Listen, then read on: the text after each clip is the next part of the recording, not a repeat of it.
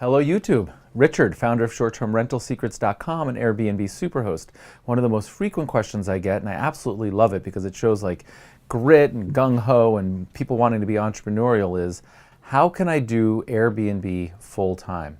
Now recognize I'm not going to be able to address every single person's situations, both financial and their dreams and aspirations, but I do have a way to get started thinking about this, just some rules of thumb, some guidelines, and I think you'll find them helpful. So if you're looking for a get-rich-quick scheme, I'm sorry to disappoint you. This isn't it. This is going to require time and energy, and you're going to build up for it. Let's open up the hood and get underneath it and just start to look at what these numbers look like to give you a ballpark as a goal. Let's just say the home costs about $400,000. Let's say that you put down 20%, which I think is the least you want to put down. And let's say that you get a 30-year fixed mortgage in September of 2017. You can get that at about 4%. So let's just go through that again. $400,000 purchase price, $80,000 down payment. You do need extra cash to pay the lawyers and the title insurance and closing costs. 4% interest rate. I recommend a 30-year fixed or a 15-year fixed. More on that a little bit later. When I take a look at an online calculator, the payment is $1,528 per month. So in order to pay this mortgage and own the property outright for 30 years, you're going to have a fixed payment of $1,528, and then you're going to have expenses on top of that. Taxes, repairs, utilities, and so on. And so you can pick any number that you would like when you do your numbers. I'm going to say it's another $1,000 a month, which should cover taxes and most utilities and so on. So the monthly amount that I would need is $2,500 a month to pay for this property for the next 30 years. And in order to generate the kind of return that I'm looking to generate, let's say I want this property to generate $2,000 a month in free cash flow to me. So now I need to generate $4,500, $2,500 to pay the mortgage and all the expenses, plus my $2,000 desired profit per month. So my monthly nut is $4,500. I like to assume a occupancy rate of about 70%, 70. So what that means is on a monthly basis, there's 30 days in a month. When you multiply that times 0.7, it turns out to be 21 days. So now the very simple math is I'm going to take $4,500 a month, which is what I need, divided by 21, and that gives me what I need to make per night each of those 21 nights. So when you do the math, it's $214 per night. It's a little bit more because Airbnb is going to charge some fees, but let's just say it's $225 a night.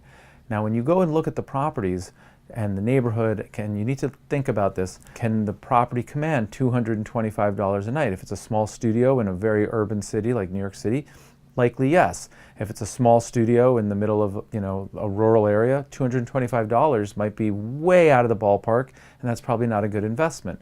Okay, so in this really simple example, just not even on an envelope, right? We're just talking out loud here. It generates $2,000 a month. Now it's not going to be consistent every single month. You might have a great month, you make $3,000, and you have a bad month, you make $1,000, but let's just assume on average you're making $2,000 a month. That's $24,000 a year in profit. That's probably not enough for you to live on and to leave your full-time job. So take a look at what your desired income is and your cost of living and so on, and just multiply it by that number of houses. So if you need 48,000, you need 2 of these. If you need 72, you need 3 of these.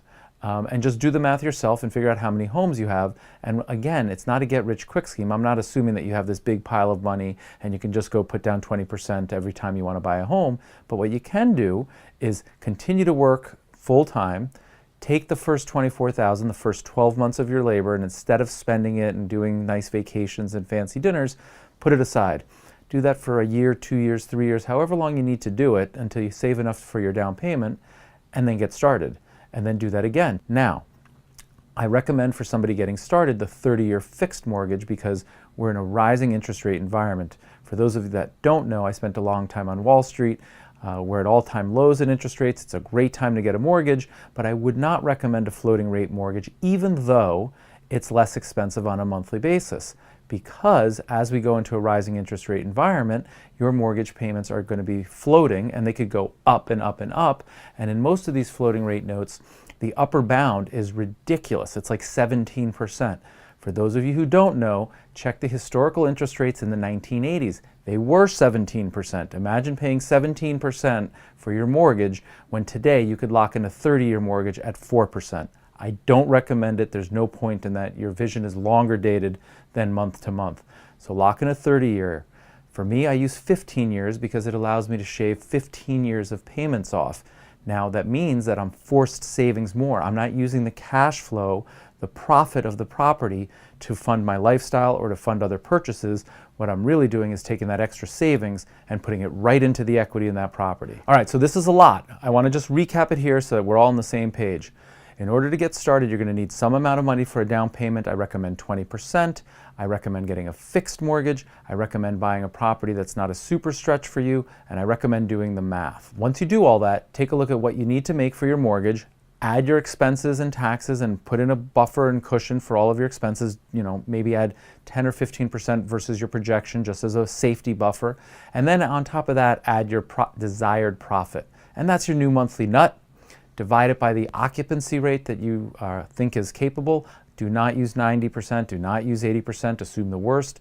I use 70%. Once you know how much you're making on a given property, you know how many you need in order to live the lifestyle that you want to fund, and go ahead and do that. So you might need 3 or 4 or 5.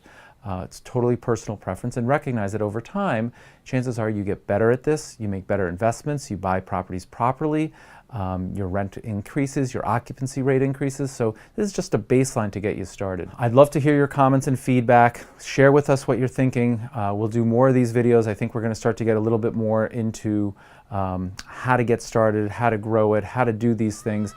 Again, we're at your direction. So share with us. If you think this is helpful, like the video, and if you haven't subscribed,